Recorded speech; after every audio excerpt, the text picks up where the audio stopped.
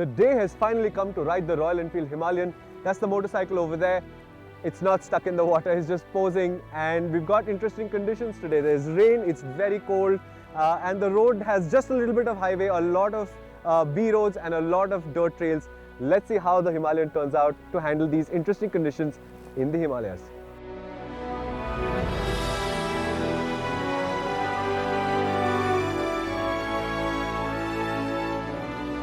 Would you say that the Himalayan is a pretty or a classically beautiful motorcycle? I wouldn't. But there is something definitely appealing about it because it's a functionally a very specific design which uses a lot of elements that are there to achieve a certain result without being fancy, without being flashy. And there is something about it that makes it attractive, that makes it approachable. And approachable and accessibility were the two key words for Royal Enfield when they started out doing the Himalayan. The Himalayan was, from the very start of the 4-year project, a simple motorcycle. Perhaps the only design flourish really is the instrument cluster. It has a large, heavily marked speedometer, small tacho, a fuel gauge, a densely packed LCD screen that includes a gear indicator as well as a temperature readout. The compass though, it's superfluous and worse, hard to interpret. Royal Enfield will also offer a range of accessories including gear and luggage. In fact, I wore a Royal Enfield Revit Darcha jacket and pant set that worked really well in abysmal conditions. Watch out for a full review of that on our website soon. And now, back to the motorcycle. The Himalayan, it's all new. That's new suspension, new chassis and a new engine. The LS410 is Royal Enfield's first all-new engine in absolutely forever, and I have to say they've started from a good place because the first thing they said is we wanted to keep it simple, and that they've achieved because it's a very simple engine in construction, 2-valve, SOHC, carburetor. The only big thing perhaps is that there are oil jets cooling the bottom of the piston now and there's an oil cooler, but apart from that it's a really basic engine. But the beauty of it is it makes a lot of torque and it fits the character of the motorcycle really well. So you don't really rev it up and ride it, you just sort of crest that wave of torque and ride it along. 3000 RPM, 3500 RPM is the sweet spot, and it's a nice sweet spot.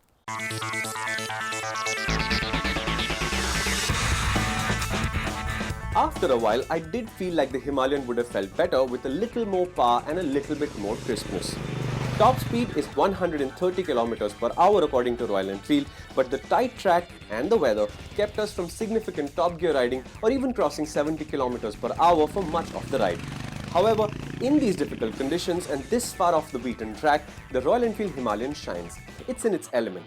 It uses its torque to allow a carefree lope over bad roads, while the stiff feeling but extremely adept suspension absorbs the punishment easily. The Royal Enfield Himalayan feels light and predictable around corners too, and it makes riding it very easy.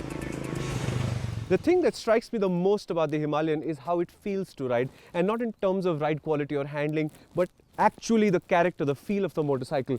Royal Enfield said they set out to make a motorcycle that was accessible, and by that they mean a 150cc guy upgrading adventure tourer. It shouldn't scare the guy.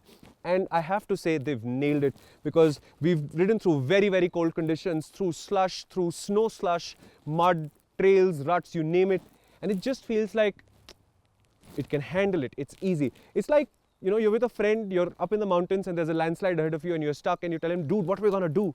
And he's like, I don't know what the problem is. I love Maggie. Arguably, the chassis and the dynamics are more impressive than the engine. The Seat tires work well off-road and the ride is pretty comfortable with upright ergonomics and a comfortable seat. The counterbalanced engine is vibration-free to about 4500 RPM, and it makes riding the Himalayan vastly simpler, vastly more accessible than any Royal Enfield you could name. This friendliness of the motorcycle, in nature and in intended price point, was an integral part of the design. Right from day one, the specifications were conceived to be in par to what we were looking at the Himalayan. The motorcycle was a purpose-built but a versatile one.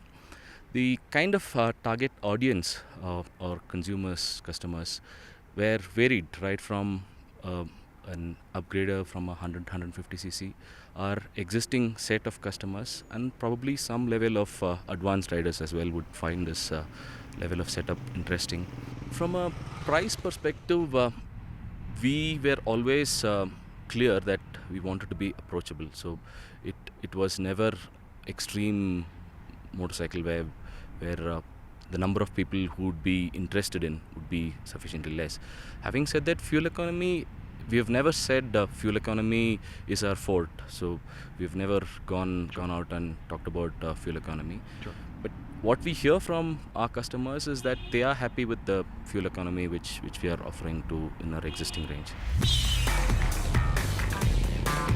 The criticism, if any, is that perhaps the Himalayan is too conservative a specification, although it is by design supposed to be. Making a 410cc engine produce just 32 Nm, 24.5 PS, it seems too little.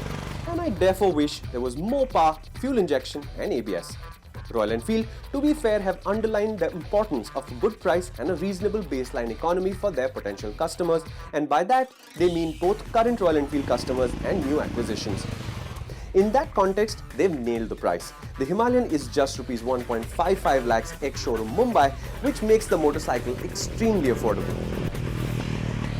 I'm really happy to have ridden the Himalayan. Royal Enfield promised an easygoing, relaxed motorcycle with a lot of capability, and I think that they've achieved. To give you an example, I'm not a fan of riding in the dirt. I find it a little scary, and yet the motorcycle reassured me and we came through some pretty difficult conditions and I didn't feel particularly out of sorts, so that they've got. What remains to be seen is how is the motorcycle out on the highway on a sustained long distance, and how is it once you take it out of its natural environment, the Himalayas, and take it back to Bombay. That's the story for the road test.